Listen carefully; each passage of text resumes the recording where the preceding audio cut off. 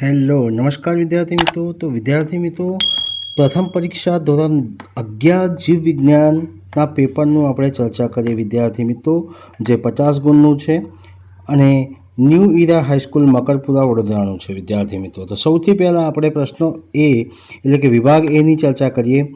આ પ્રજીવોના પરોપજીવી સ્વરૂપનું ઊંઘવાની બીમારી જેવી રોગો ઉત્પન્ન કરે છે.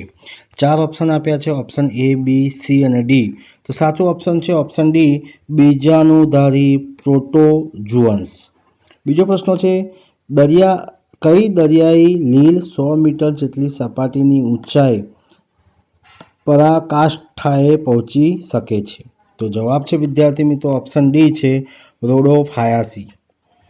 ત્રીજો પ્રશ્ન છે, કોલર કોષો કયા સમુદાયની વિશેષતા છે? તો સાચો ઓપ્શન છે ઓપ્શન સી, સછિદ્રા. ચોથો પ્રશ્ન છે, નીચેનામાંથી એક ગૃહી નુપુરક સમુદાયનું ઉદાહરણ જણાવો.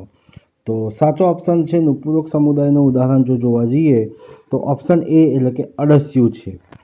પાંચમો પ્રશ્ન છે, મગરનો સમાવેશ નીચે પૈકી કયા સમુદાયમાં થાય છે? તો જવાબ છે વિદ્યાર્થી મિત્રો, મગર પેટે સરકીને ચાલે છે એટલે કે સરીસૃપ પ્રાણી કહેવાય છે, એટલે સરીસૃપ સમુદાયમાં દાખલ થાય છે. છઠ્ઠો પ્રશ્ન છે, ભૂમિરૂપ પણ વિન્યાસ નીચે પૈકી કઈ વનસ્પતિમાં જોવા મળે છે? તો જવાબ છે વિદ્યાર્થી મિત્રો, સપ્તપર્ણી એટલે કે ઓપ્શન એ છે.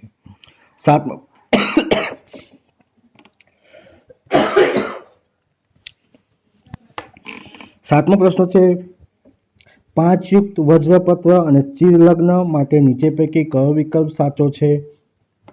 તો સાચો ઓપ્શન છે ઓપ્શન સી, K5 રીંગણ. ભેજગ્રાહી કોષો શામાં જોવા મળે છે? તો સાચો ઓપ્શન છે, દ્વિદળી પર્ણમાં ભેજગ્રાહી કોષો જોવા મળે છે. નવમો પ્રશ્ન છે, દેડકો નાઇટ્રોજનયુક્ત નક્કામાં દ્રવ્ય તરીકે શાનું ઉત્સર્જન કરે છે? તો સાચો ઓપ્શન છે ઓપ્શન સી, યુરિયા. 10મો પ્રશ્ન છે, દેડકામાં આવેલા સંવેદના અંગ કર્ણનું કાર્ય જણાવો. તો સાચો ઓપ્શન છે વિદ્યાર્થી મિત્રો, શ્રવણ અને સંતુલન એટલે કે બી અને સી એટલે ઓપ્શન ડી સાચો છે. ત્યારબાદ 11મો પ્રશ્ન છે, યોગ્ય જોડકા જોડો વિદ્યાર્થી મિત્રો. તો જોડકાની અંદર આપણે અહીંયા કીધું છે કનાભ સૂત્ર વાત કરી છે. તો કનાભ સૂત્ર શું છે? કોષનું શક્તિગળ છે. લાઇસોઝોમ્સ તો વિદ્યાર્થી મિત્રો કોષોની આત્મઘાતી અંગિકા છે. અને પક્ષમ અને કશા તો કોષ રસ પટલ અને રોમમય બહિર્બુદ ભેદ છે.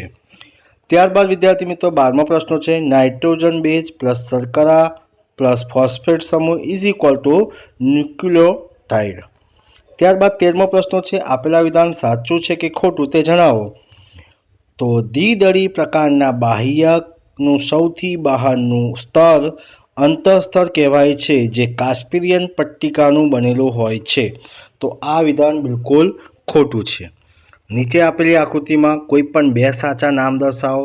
આપણને એ, બી, સી અને ડી 3 વસ્તુ આપ્યા છે વિદ્યાર્થી મિત્રો, પણ આપણે 4 વસ્તુ આપ્યા છે. આપણે 4 જવાબ કીધા છે. એ છે તો કેપ્સિડ એટલે કે ડીએનએ આરએનએ જેનેટિક મટીરિયલના ઢાંકે છે. બી ઓપ્શન જે છે ગળું છે, બરાબર છે, કોલર કહેવાય, નિક કહેવાય. સી ઓપ્શન છે પૂંછડી છે, બરાબર છે, શેત અથવા ટેલ. અને ઓપ્શન ડી છે પૂંછડાનો તંતુઓ એટલે ટેલ ફાઇબર્સ કહેવામાં આવે છે, બરાબર છે. 15મો પ્રશ્ન છે, સંગત જવાબો આપો. મનુષ્યો, સેપિયન્સ, આંબો, ઇન્ડિકા, બરાબર છે.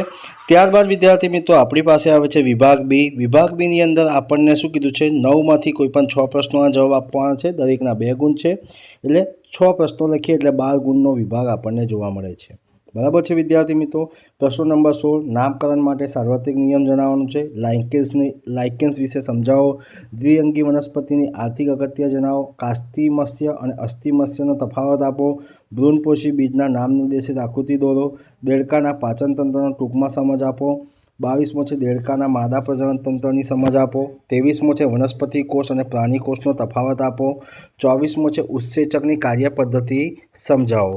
એટલે આ વિભાગ બી થયું. ત્યારબાદ વિદ્યાર્થી મિત્રો વિભાગ સી છે. વિભાગ સીની અંદર શું કીધું છે કે 8માંથી કોઈ પણ 5 પ્રશ્નોના મુદ્દાસર ઉત્તર લખવાના છે. પ્રત્યેકના 3 ગુણ છે, એટલે 15 ગુણનો વિભાગ છે વિદ્યાર્થી મિત્રો.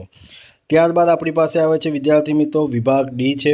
વિભાગ ડીની અંદર શું કીધું છે કે ત્રણમાંથી કોઈ પણ 2 પ્રશ્નોને વિસ્તૃત જવાબ આપવાના છે. દરેકના 4 ગુણ છે. 2 પ્રશ્નોના જવાબ લખવાના છે. તો વિદ્યાર્થી મિત્રો, આ હતું ધોરણ 11, વિષય છે વિષય છે બાયોલોજી એટલે કે જીવ વિજ્ઞાન. તો વિદ્યાર્થી મિત્રો, આ વિડીયો તમને ગમ્યો હોય તો લાઈક કરજો, શેર કરજો અને કમેન્ટ કરજો. અને જો ચેનલને સબસ્ક્રાઈબ ના કરી હોય તો સબસ્ક્રાઈબ કરવાનું પણ ભૂલતા નહીં. જય હિન્દ, જય ભારત.